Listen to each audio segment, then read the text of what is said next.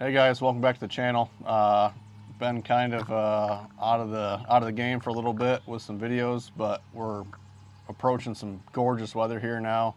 Not a lot of rain in the forecast, which is always good.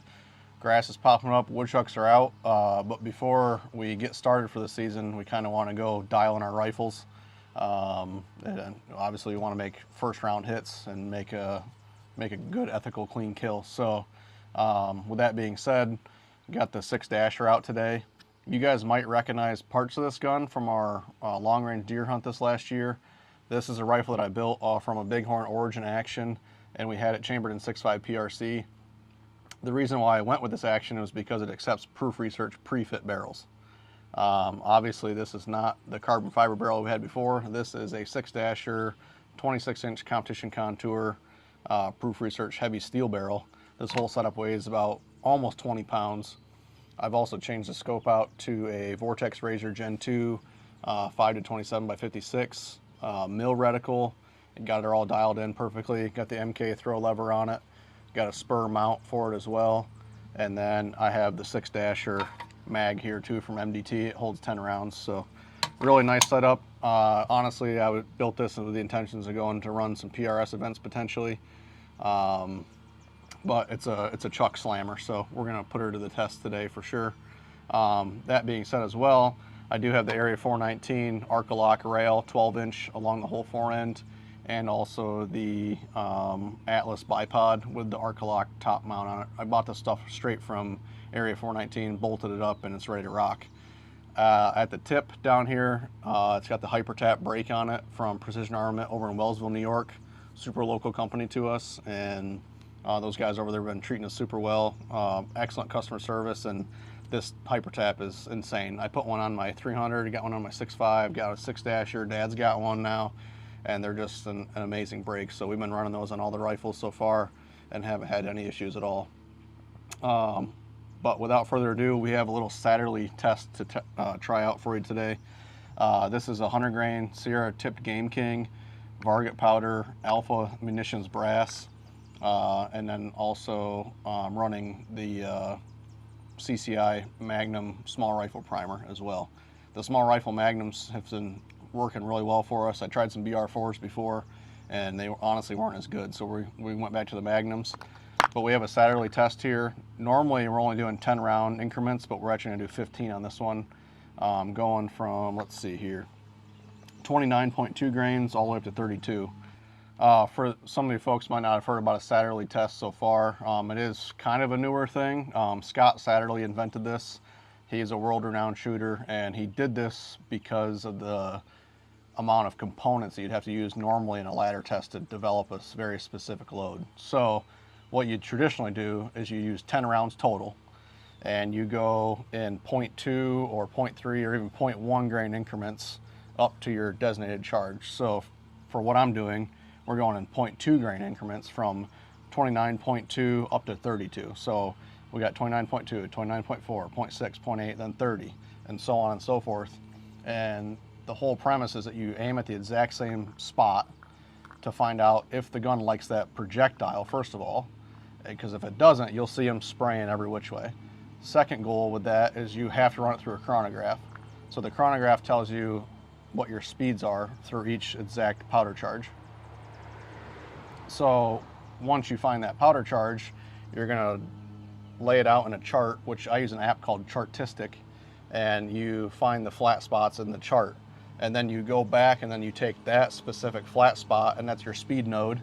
You shoot those and see how the group looks and see how your extreme spreads and your standard deviations are, and that's how you find it. So with this current load, with the 8208 XBR, I found out that 31 grains was the very first starting pot on the flat spot, and that's what I'm rolling with. It's shooting 5 feet per second extreme deviations and about 4 feet per second standard. So I mean, it's just, it works. I've done it on this, I've done it on 300 PRC, and it's a great way to figure out a load really quickly without burning up a lot of components in our current, kind of shortage that we're running through.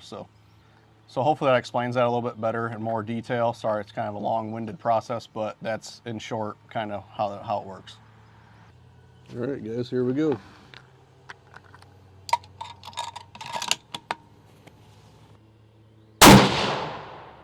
2,742.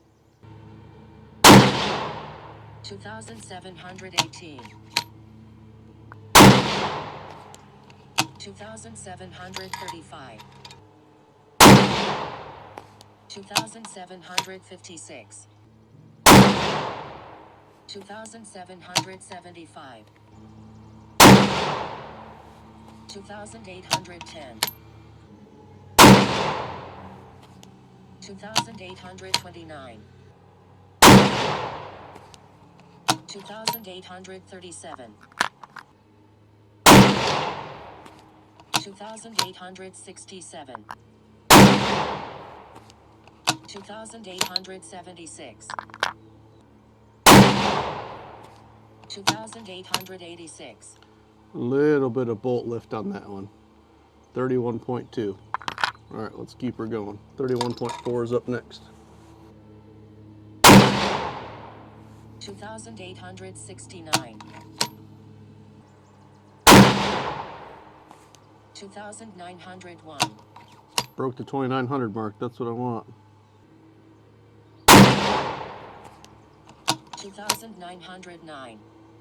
Only 8 feet per second between those two. 2,897. A little slower. Still no pressure signs. Good to go. Well, that's pretty much all there is to it right there. You run down your list. Like I said, normally we only shoot 10, but I figured I'd give myself a little more data range. We did 15 rounds. Went from 2742 feet per second all the way up to 2909 was our fastest. So we'll take it down, show you the target, and bear in mind that this bullet, I already know that this barrel likes this bullet. So I mean, it's not an issue with that.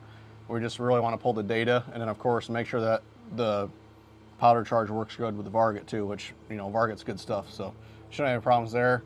We're going to plot it in the map, and we'll throw it up on the screen to show you the little highs and lows, and then we'll see what you guys think in the comments of which load we should go with. So like I said, let's go down and take a look at the target. Dude, those the last ones were right here too. That's a 15-shot group, folks. Here's the, let's see if we, oh, here we go. We even got some change in our pocket we can compare it to.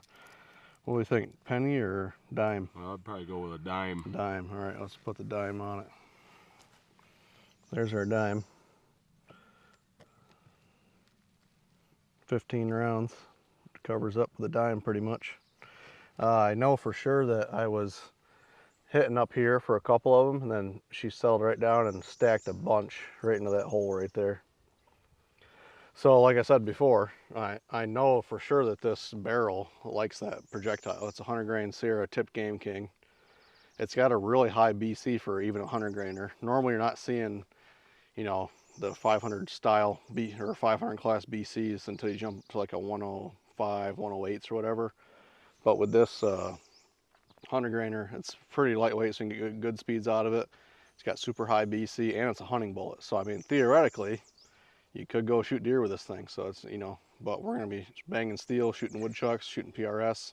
It was a fairly economical bullet to buy as well. So, I mean, projectile. Can't say bullets anymore. You gotta say projectile. So, anyway, as you can see here, group's super good. Let's go back and plug some data in and show you what that looks like on the paper. Well, pretty darn good results from it. This Varget stuff obviously is insanely consistent. So Eric's going to throw up on the screen here the different ladders that we did, or the different screenshots that I grabbed from the actual chart. Come to find out, Chartistic only lets you put in 12 plot points. So we did 15 rounds, so I had to back out and delete a couple of them, and then showed you at the end the actual higher end loads.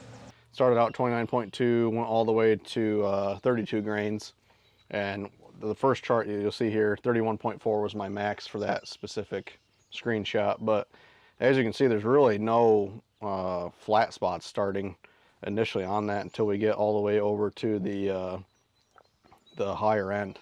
You can see where it went from 2837, 2867, and it jumped all the way up to 2901.